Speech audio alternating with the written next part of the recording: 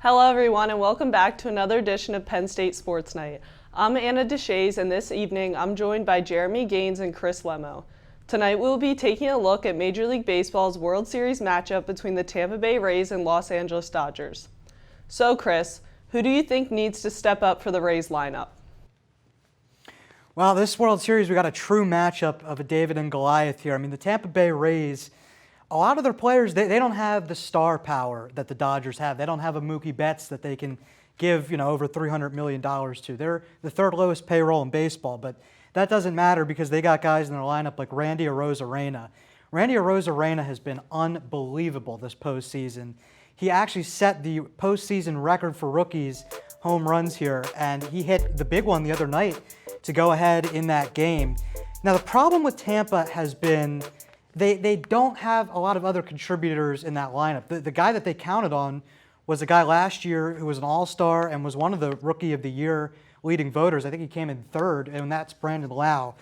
Brandon Lowe only has 6 hits this postseason and 52 at-bats, and he's really swinging and missing a lot more. He's expanded the strike zone for himself, and really he hasn't, once he gets behind in the count, he's just been hacking away at pitches outside the zone. That's something he's really got to change because he is a good hitter. I think this is just a slump. I don't think this is who he is. He's actually hit the ball. He's made contact too, so he's been a little unlucky. I think he'll break through in this series, and I think once he gets going, that'll give Arozarena a little bit of protection because I'm shocked pitchers haven't just said, look, we're not going to pitch to Randy Arozarena because he's the only guy hitting in this lineup. The rest of the lineup has been kind of mediocre. I mean, they've had guys like Manuel Margot. He stepped up. He had that big game too with the home run and then that diving catch over the railing there down in right field. But other than that, it's been mostly the Randy Arozarena show. And unless they can get guys consistently contributing in this lineup, pitchers will find a way to get around him to get to weaker parts of their lineup and expose them. Switching over to the National League champion Los Angeles Dodgers, what do you guys think they need to do to capture their first World Series title since 1988? Well, so far, the Dodgers, we've seen that lineup, Chris, as you talked about, that loaded, high-budget lineup of Max Muncy, of Cody Bellinger, Mookie Betts, all those guys. They've all played pretty well and been able to hit and produce runs. But it's that starting pitching rotation that is very, very good. It hasn't pitched to perfection. It hasn't pitched to the potential that it has. Clayton Kershaw, we know all about his postseason struggles, elite starting pitcher in the regular season, but he hasn't really put it all together in the postseason. He's been okay this year in 2020, but he hasn't been great. We, of course, know about that game earlier in the NLCS last week where he pitched pretty well into the 5th inning and then kind of fell apart, and then the game just got away from the Dodgers. You can't have that happen. Other guys have been pitching well, though. Walker Buehler's been very good, pitching to under a 2 ERA in this postseason, but they need better from Dustin May, their young guy out there. They need him to eat a lot of innings, and he just hasn't really held it together. Last night in the final game of the NLCS, he came out and pitched an okay inning, but they needed to take him out and move on to the bullpen, which ended up doing an excellent job for them. That's personally for me where the strength lies, is the bullpen. They have that depth. They have so many guys they can go to, but it's really the starting pitching that needs to come out. They need to be able to eat a lot of innings and maybe save that bullpen a little bit because you now actually have the one day off between the NLCS and the World Series, and there is at least one day off in the actual World Series itself, which there hasn't been in any of these other postseason series leading up to this.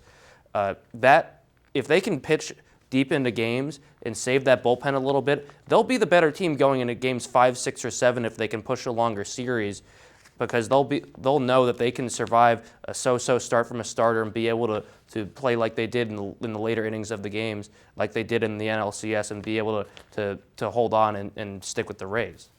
Yeah, the lineup has not been the problem for Los Angeles. I mean, look at even like Corey Seager has been unreal right now. I mean, I think he's been their best hitter all postseason, at least their most consistent. But as you said, the pitching has been up and down, and really that was expected to be one of their strengths. I mean, because they have a lot of guys that can start, and in a 7-game series, I thought, okay, they can run out Tony Gonsolin, Dustin May, any of these rookies, but none of them have really stepped up like they did in the regular season. That'll be key, as you said. Whoever has the better starting pitching and that can get it to their bullpens, because both teams have very good bullpens. It'll be on the starting pitcher to hand the ball off to those guys.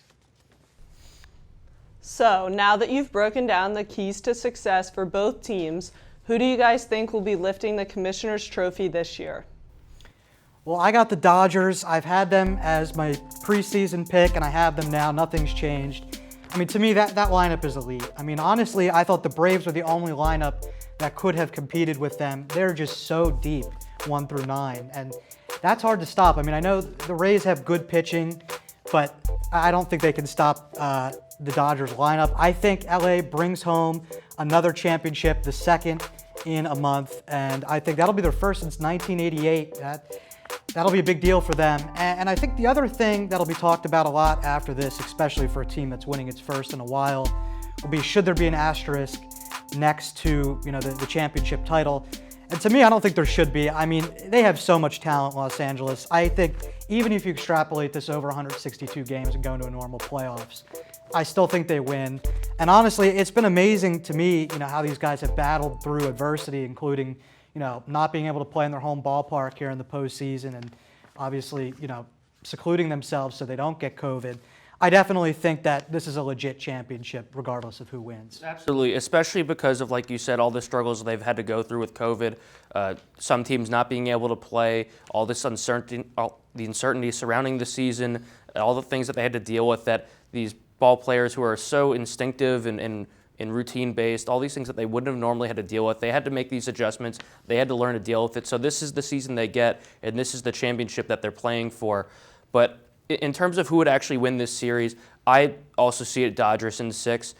The Rays have been playing really well, but that lineup was going to have to step up and play at its absolute best in order to match the Dodgers, and I'm still not sure that they can do that even if they're hitting at 100%.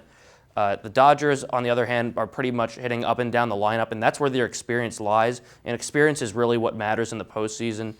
It's the pitchers that you really have to be the most concerned about. Some of the young guys in the bullpen and the starters like Dustin May, for example, can they step up? Can they rise to that elite level in the biggest moments of their career so far? That's where the question for me lies. But I think this Dodgers team can produce more than enough offense to win this series. And if the pitchers can bring their A game and pitch to what I think most baseball fans know they're capable of, then they can win this series. I just don't see, even though how the Rays have a similarly good starting rotation that can probably match the Kershaws of the world, the Walker Buehlers of the world, Julio Urias, I still don't think that Rays lineup, especially if it's just a Rosarania, a rookie, you need to do more than that. You can't lean on a rookie like that in a World Series. So if they don't get more of that lineup going, I see Dodgers in 6.